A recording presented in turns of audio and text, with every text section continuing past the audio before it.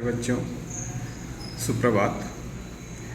बाल गोविंद भगत पाठ जो हम पढ़ रहे हैं, अब तक हम पढ़ चुके हैं कि बाल गोविंद भगत की जो है उनका चरित्र चित्रण कल किया गया था कि वो किस प्रकार का पहनावा उनका था, कैसे उनकी दिनचर्या थी, किस तरह से कबीर साहब में उनकी आस्था थी और किस प्रकार वो कबीर को समर्पित थे। अब आगे आज हम पढ़ेंगे।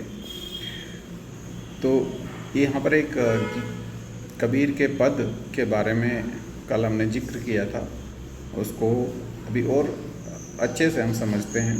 जब वो गाते थे तो उसमें एक लिखा हुआ एक जगह मैंने यहाँ पर हाईलाइट भी किया, देखिए अंडरलाइन किया है, गोदी में पिए वा चमक उठे सखिया चिहिक उठे ना। हाँ, पिया तो गोद में ही है, किंतु वह समझती है वह अकेली है, वो चमक उठती है, चिहिक उठती है। यहाँ पर पिएवा यानी पिया किसे कहा गया है और विरहिणी या वह शब्द जो है वो किसके लिए प्रयुक्त हुआ है, इस पर कई बार प्रश्न पूछा जाता है। तो इसको हम समझ लें कि जो कबीर की साधना सहज साधना पद्धति है उसमें पिया जो है वो परमात्मा है और जो विरहिणी या वह यहाँ पर है वह समझती है वह के लिए, ये जो वह शब्द यहाँ आया है या विरहिणी शब्द जो इस पाठ में प्रयुक्त हुआ है वो आत्मा के लिए हुआ है। तो आत्मा और परमात्मा का अंत में मिलन होता है, ऐसी मान्यता है कबीर के सिद्धांतों में, कबीर के आदर्शों में। तो ये उसी को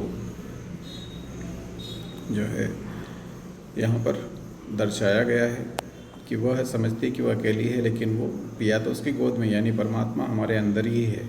और आपने कबीर के पद में, कबीर की साखियों में भी पढ़ा होगा, ठीक है, मुँह को कहाँ ढूंढे बंदे, मैं तो तेरे पास में। तो ईश्वर हमारे पास में ही है, हमें उसको कहीं ढूंढने की आवश्यकता नहीं है। यह एक पद था, ठीक है। और इसी का तो आगे इसमें आया हुआ है एक जगह दूसरा पद कि तेरी गठरी में लागा चोर मुसाफिर जाग जरा, ठीक है। अब यहाँ पर गठरी क्या है, चोर कौन है, मुसाफिर कौन है, ये भी समझना आवश्यक है कि मुसाफिर किसे कहा गया है, चोर किसे कहा गया है, गठरी क्या है। तो इस संसार को कबीरदास जी इस संसार को एक सराय मानते हैं। सराय यानी धर्मशाला जिसे आप समझते हो। तो धर्मशाला में जैसे व्यक्ति रहने के लिए आता है और सुबह होते ही वापस चल देता है, या जब भी अपना काम हो गया वहाँ से वापस चल देता है, तो वैसे ही इस संसार को एक सराय या धर्मशाला माना गया है। जो हमारी आत्मा है उसे मुसाफिर शब्द यहाँ आया हो, मुसाफिर वो उस आत्मा के लिए आया है हमारी, ठीक है। और चोर है इसमें जो काम क्रोध लोभ मोह आदि जो गुण हैं, ये जो हमें यहाँ पर भ्रमित कर देते हैं और हम जो सच्चे ईश्वर भक्ति के लिए आते हैं वो नहीं कर पाते, तो उनको चोर कहा गया है। तो ये यहाँ पर कबीर की जो पद है उसका जो अर्थ इस तरह से हम समझ सकते हैं, तेरी गठरी में लगा चोर मुसाफिर जाग जरा, कि मुसाफिर तू यहाँ किस लिए आया है, तुम यहाँ इस पृथ्वी पर आने के बाद दूसरे क्रियाकलापों में व्यस्त हो गया है, तो तुझे ये समझना चाहिए कि यहाँ पर इन काम क्रोध लोभ मोह आदि के फेर में न पढ़कर ईश्वर भक्ति तुझे करनी है। तो ये हमने जो कल की चीज़ें थी उसमें से ये बाकी था। अब हम कार्तिक आया नहीं कि बाल गोविंद भगत की प्रभातियाँ शुरू हुई जो फागुन तक चला करती। प्रभातियाँ एक प्रकार का ये गीत है जो प्रभात के समय यानी भोर के समय, सुबह के समय गाया जाता है। भजन है, एक्चुअली गीत भजन है। जो कबीर के पद वो सुबह सुबह गाते थे, तो उनको प्रभातियाँ कहा जाता था। ये प्रभातियाँ उनकी कार्तिक मास से ही प्रारंभ हो जाती थी। और कार्तिक का जो मास है उसे हम बोलते हैं अक्टूबर नवंबर के समय कार्तिक का महीना आता है। अक्टूबर नवंबर यानी सर्दी के दिन आ गए, ठीक है, बारिश का ख़त्म होना और लगभग सर्दी थोड़ी बहुत शुरू होना, तो वहाँ से उनकी प्रभातियाँ शुरू हो जाती थी। और वो सवेरे ही उठते, न जाने किस वक्त जगकर वह नदी स्नान को जाते, न जाने किस वक्त, क्योंकि लेखक उस समय सोता रहता था, तो वो सुबह सुबह उठ के नदी स्नान को चले जाते थे, जो गांव से 2 मील दूर होता था। 2 मील दूर यानी समझ सकते हो कितना दूर था। वहाँ से नहा धोकर लौटते और गांव के बाहर ही पोखरे के ऊंचे भिंडे पर अपनी खंजड़ी लेकर जा बैठते और अपने गाने टेरने लगते। पोखरे मतलब तालाब है, टीला तालाब, और भिंडे मतलब टीला है। तो खंजड़ी एक वाद्य होता है जो डपली से थोड़ा छोटा होता है, जैसे डपली की तरह बजाया जाता है। तो वो नहा करके जब आते थे तो वापस घर नहीं आते, वहीं पर पास में ही जो एक तालाब होता था उस तालाब के टीले पर जाकर बैठ जाते और वहीं अपना भजन गाना शुरू कर देते थे। मैं शुरू से ही देर तक सोने वाला हूँ, किंतु एक दिन माँ की उस दांत किटकिटाने वाली भोर में भी उनका संगीत मुझे पोखरे पर ले गया था।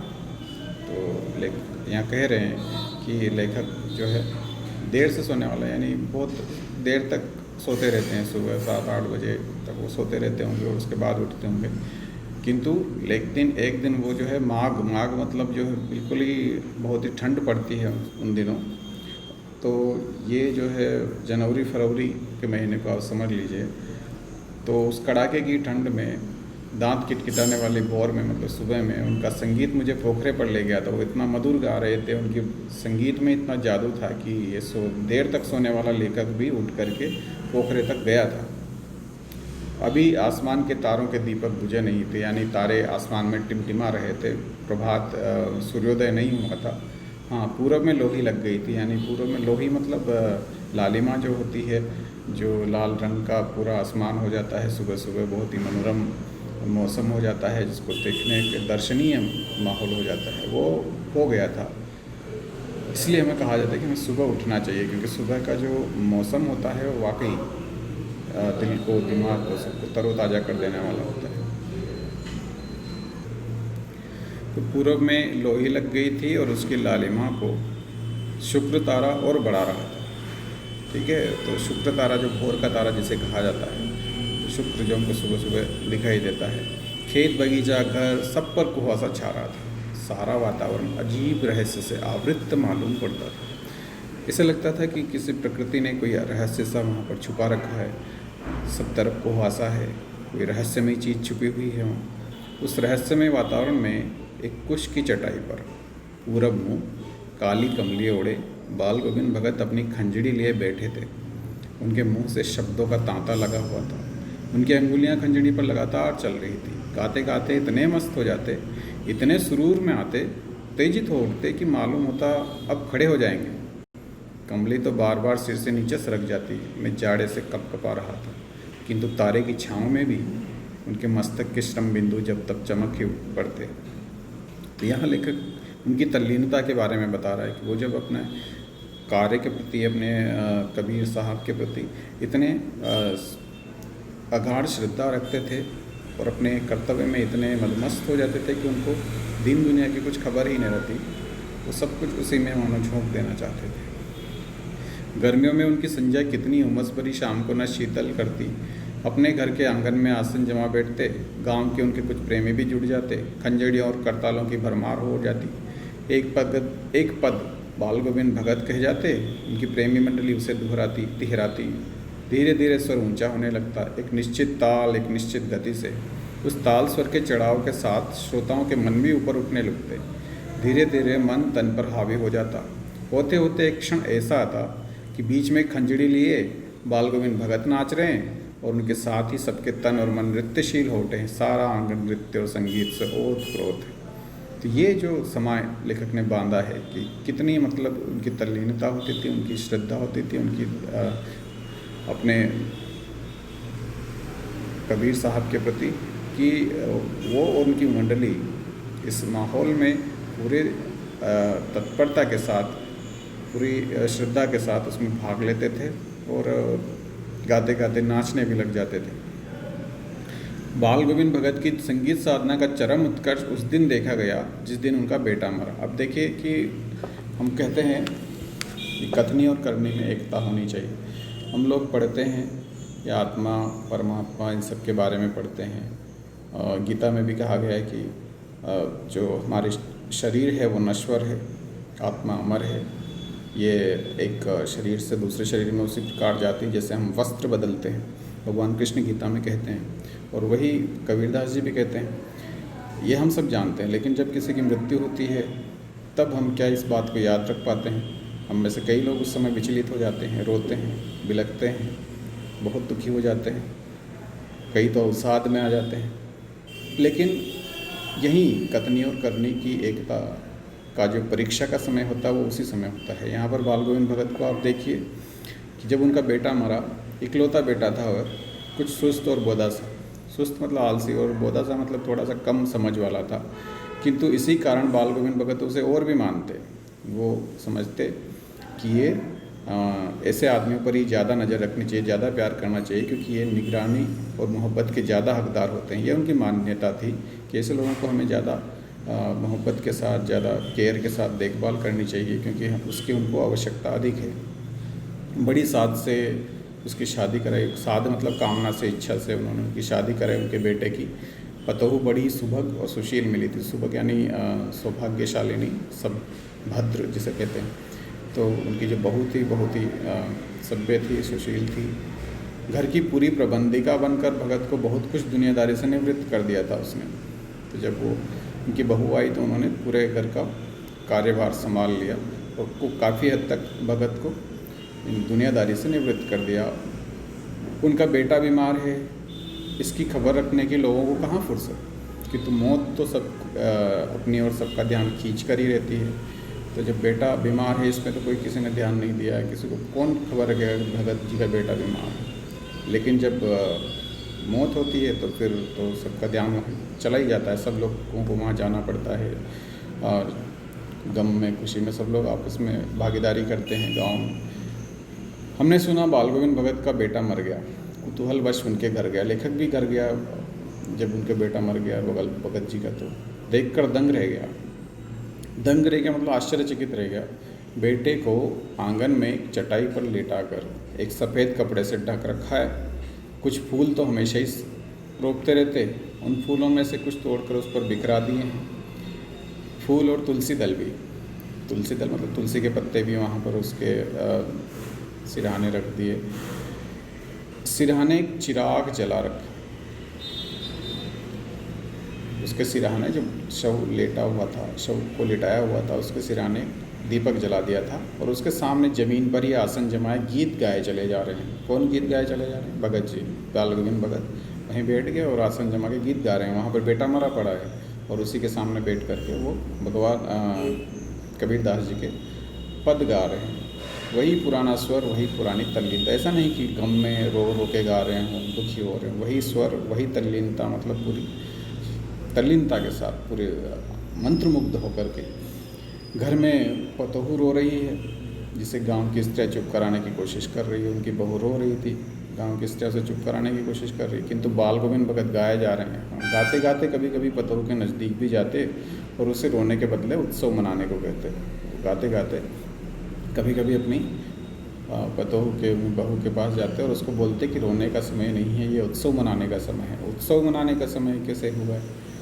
तो उसके पीछे वो कारण बताते कि आत्मा परमात्मा के पास चली गई, विरहिणी अपने प्रेमी से जा मिली। भला इससे बढ़कर आनंद की कौन बात, कि अंत में तो आत्मा का परमात्मा से मिलन होना ही है। तो अगर ये है हुआ है तो ये तो उत्सव मनाने का समय है, इसमें रोने की बात नहीं है। मैं कभी कभी सोचता ये पागल तो नहीं हो गए, किंतु नहीं, वह जो कुछ कह रहे थे उससे उनका विश्वास बोल रहा था, वह चरम विश्वास जो हमेशा ही मृत्यु पर विजयी होता है। तो ये लेखक ने एक बार ये सोचा कि कहीं भगत जी को कुछ इतना बहुत बड़ा धक्का लगा, सदमा लगा, तो ये पागल तो नहीं हो गए। लेकिन फिर दूसरे क्षण सोचा कि नहीं, ये पागल नहीं हुए हैं, ये इनका विश्वास, ये इनकी आस्था है कबीर जी पर, जो उनके सिद्धांतों पर ये शब्दशः विश्वास करते हैं और पालन करते हैं। बेटे के क्रियाकर्म में तूल नहीं किया, तो उसे ही आग दिलाई उसकी, नहीं तो बेटे से आग दिलाई जाती है, नहीं कोई पुरुष ही आग देता है। लेकिन उनकी पत्नी से, जो बेटे की पत्नी थी, बहू थी, उसी से आग दिलवाई।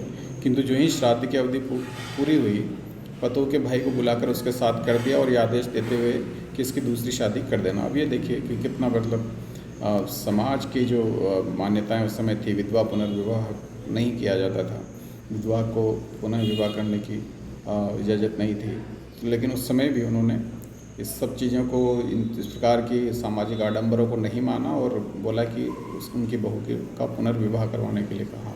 पर तो हो, जबकि रो रो कर कहती रही मैं चली जाऊँगी तो बुढ़ापे में कौन आपके लिए भोजन बनाएगा, बीमार पड़े तो एक चुल्लू पानी भी कौन देगा, मुझे अपने चरणों से दूर न कीजिए। लेकिन उनका निर्णय अटल था, उन्होंने कहा कि आप जाओ, नहीं तो फिर मैं चला जाऊँगा इस घर को छोड़कर। और इसके सामने बेचारी क्या करती, तो वो उसका यहाँ पर आप उनके त्याग को देख सकते हैं। वो अपने स्वार्थपने के बारे में नहीं सोचते, वो परमार्थ के बारे में सोचते हैं। वो अपनी बहू की भविष्य की ज़िंदगी के बारे में सोचते हैं कि उसका भविष्य कैसे स्वर्णिम हो सकता है। बाल गोविंद भगत की मौत उन्हीं के अनुरूप हुई। वह हर वर्ष गंगा स्नान को जाते। स्नान पर उतनी आस्था नहीं रखते जितना संत समागम और लोक दर्शन पर। हर वर्ष वो गंगा स्नान को जाते थे, और गंगा स्नान का मुख्य उद्देश्य उनका ये नहीं था कि गंगा में स्नान करना है उसमें, लेकिन वो संत समागम, वहाँ पर अच्छे अच्छे संत लोग मिलेंगे, लोगों से मिलना जुलना होगा, लोक संस्कृति से परिचय होगा, ये सब ज़्यादा उद्देश्य होता था। और पैदल ही जाते। सबसे बड़ी बात आप देखिए कि पैदल, और कितना, करीब 30 कोस दूर, 30 कोस यानी लगभग 90 किलोमीटर, 90 से 100 किलोमीटर दूर वहाँ से गंगा थी, और 100 किलोमीटर दूर और पैदल। आप सोच लीजिए, इतना हम अभी 5 किलोमीटर 10 किलोमीटर में बहुत बड़ी बात हो जाती है, लेकिन वो 100 किलोमीटर पैदल गंगा स्नान को जाते। साधु को संबल लेने का क्या हक, संबल यानी सहारा, अब वो भी कोई सहारा भी नहीं लेंगे। और गृहस्थ किसी से भिक्षा क्यों मांगे, भिक्षा भी नहीं मांगेंगे, सहारा भी नहीं लेंगे, और 100 किलोमीटर पैदल भी जाएंगे, 90-100 किलोमीटर। अब तक घर से खाकर चलते तो फिर घर पर ही लौट कर खाते। ये भी देखिए कितना बड़ा व्रत था कि घर पे जो कुछ खा पी के चलते थे, निकलते थे, तो वापस घर लौट करके ही खाते थे, और रास्ते में कुछ नहीं खाते। ये बहुत बड़ी बात थी कि 100 किलोमीटर चलना और इस तरह के व्रत का पालन करना। 4-5 दिन आने जाने में लगते, इतना 100 किलोमीटर 4-5 दिन लगते थे उनको। किंतु इस लंबे उपवास में भी वही मस्ती। अब बुढ़ापा आ गया था, किंतु टेक वही जवानी वाली। इस बार लौटे तो तबीयत कुछ सुस्त थी, खाने पीने के बाद भी तबीयत नहीं सुधरी। थोड़ा बुखार आने लगा, किंतु नियम व्रत छोड़ने वाले नहीं थे। वही दोनों जून गीत, स्नान ध्यान, खेतीबाड़ी देखना। दिन दिन छींचने लगे थे। लोगों ने नहाने धोने से मना किया, आराम करने को कहा, किंतु हंसकर टाल देते थे। उस दिन भी संध्या में गीत गाए, किंतु मालूम होता था जैसे धागा टूट गया, मतलब धागा टूट गया हो, ऐसे माला का एक दाना बिखरा हुआ, यानी आवाज़ में वो दम नहीं था, वो आवाज़ बहुत ही टूटी टूटी सी थी, उसमें उत्साह नहीं था। भोर में लोगों ने गीत नहीं सुना, जाकर देखा तो देखा कि बाल गोविंद भगत नहीं रहे, सिर्फ उनका पंजर पड़ा, यानी उनका देहावसान हो चुका था। ये बाल गोविंद भगत, जो जितनी श्रद्धा उनकी थी, उनकी श्रद्धा का, नियमों का उन्होंने अंतिम समय तक पालन किया। अब इसके कुछ गृह कार्य के प्रश्न मैं दे रहा हूँ, आप इन्हें घर पर हल करें। पहला प्रश्न है, सिद्ध कीजिए कि कबीर में बाल गोविंद भगत की अटूट आस्था थी। अब अटूट आस्था हमने पूरे प्रश्न में पूरे पाठ में आपने देखा है किस प्रकार से वो कबीर के आदर्शों पर चलने का प्रयास करते थे, चाहे वो कितनी ही विकट परिस्थिति क्यों ना आ जाए। तो वो सारी चीज़ें आप इसमें बतानी है। दूसरा प्रश्न है कि आज के ढोंगी साधुओं के लिए भगत अनूठा उदाहरण प्रस्तुत करते हैं, इसको स्पष्ट कीजिए। तो आजकल के जो साधु हैं, आप उनको देख रहे हो समाचारों में, टीवी चैनलों पर हम आप देखते रहते हैं कैसी कैसी घटनाएँ होती है। तो ये इन्हें कहते हैं ढोंगी साधु, जो इस तरह के छल कपट छद्म में प्राय लिप्त रहते हैं। तो उनके लिए भगत किस प्रकार से एक अनूठा उदाहरण प्रस्तुत करते हैं, आपको इसको बताना है। ठीक है, तीसरा प्रश्न देखिए, बाल गोविंद भगत के स्वभाव की 2 विशेषताएं लिखिए। ठीक है, यहाँ पर 2 विशेषताएं उनके स्वभाव की आपको बतानी है, आप आसानी से बता सकते हो। मूसलाधार वर्षा का भादों की रात पर क्या असर हुआ है, भगत अपने गीत के माध्यम से किस मुसाफिर को जगा रहे हैं, ये हमने भी समझाया था, पढ़ाते समय बताया था कि मुसाफिर कौन है, क्या है। प्रभातियाँ क्या है, गद्यांश के आधार पर इनकी विशेषताएं लिखिए। प्रभातियाँ जो सुबह के समय गाया जाने वाले गीत भजन पद है, और गद्यांश के आधार पर आप इनकी विशेषताएं बता सकते हो कि किस समय भगत इनको गाते थे, कब से कब तक गाया जाता था, कौन कौन से महीने में गाते थे, इनके गाने का समय क्या होता था दिन के, वो सारी चीज़ें आप इसमें बता सकते हो। तो मुझे उम्मीद है कि आपको ये वीडियो पसंद आएगा, आप इसे लाइक सब्सक्राइब करें, और आप कोई समस्या है तो आप व्हाट्सएप पर गूगल क्लासरूम में आप हमें पूछ सकते हैं किसी भी संबंध में। धन्यवाद, जय हिंद।